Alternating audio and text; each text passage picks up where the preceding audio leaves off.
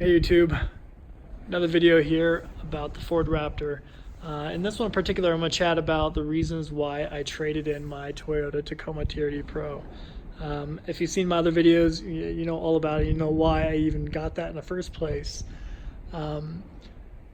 So let me start off by saying the Toyota Tacoma was amazing. I think it's a fantastic truck, and I think 9 out of 10 people were going to be beyond happy with that.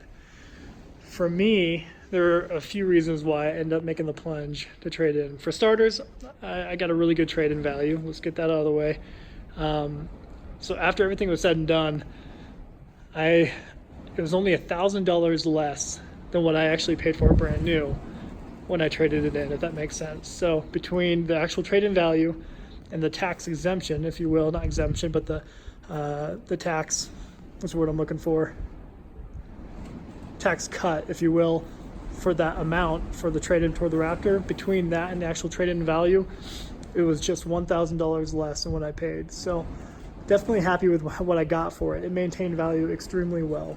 So that was over 2 full years of driving it, 24,000 miles about. It definitely lived up to the really good reputation Tacomas have in that regard. One thing maybe I did not like about it so much or a couple things. The first one was the back seat was pretty small. So if you have little ones like myself, I have a 2.5-year-old and one on the way here in April-ish time frame.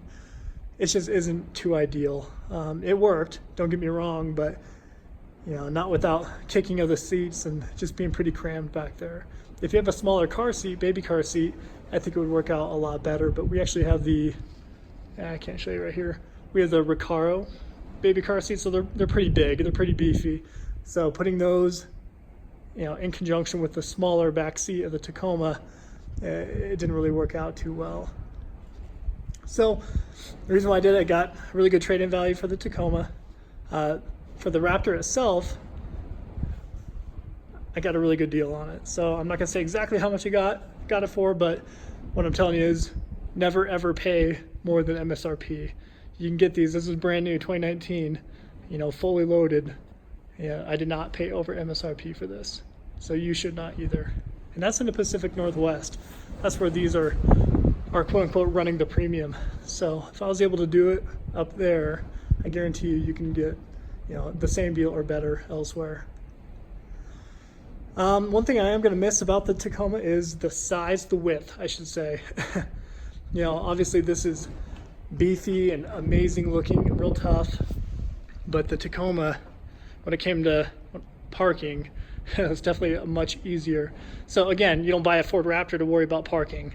I get it, but that is one thing, from a day-to-day driving basis, I can see myself missing. I don't miss it yet, but I can see myself missing it in the future. What else? So the gas mileage, of course, is a little bit better in the Tacoma, but not much, really. I think I was averaging right around 22, 21 miles per gallon in the Tacoma.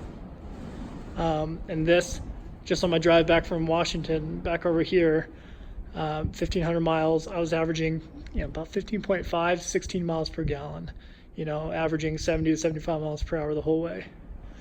So that, I can see myself missing that, maybe in the long run. But, you don't buy a Ford Raptor if you're truly concerned about fuel economy. Let's be real. Trying to think what else. So the good trade-in value is a huge hitter. No, I think that's really it. I mean, you got the few other small things like the hood scoop on the Tacoma, non-functional. It's a fake hood scoop. It looks cool from 10 feet away, but once you're actually looking at it, it's pretty easy to scoff at. If you've driven a Toyota Tacoma or that year range, I don't know about the previous ones, but in that 16 to to current Tacomas, the transmission seems a little funky. So it shifts at weird spots. It's constantly chasing top gear for better fuel economy. I know you can change it and you can manually do it yourself, but from day-to-day driving, I think if you own a Tacoma, you can find yourself getting pretty aggravated with that. But again, this is me searching for reasons to justify the trade-in, really. The Tacoma was a fantastic truck, and I definitely recommend anybody to get it if it suits your family. So there you have it. I know I kind of made this an extended video, but I just wanted to kind of walk through you know, my reasoning for getting the Raptor here, and my reasoning for, I guess, getting rid of the Tacoma. If you have any particular questions, as always, let me know. Happy to share. Thanks for watching.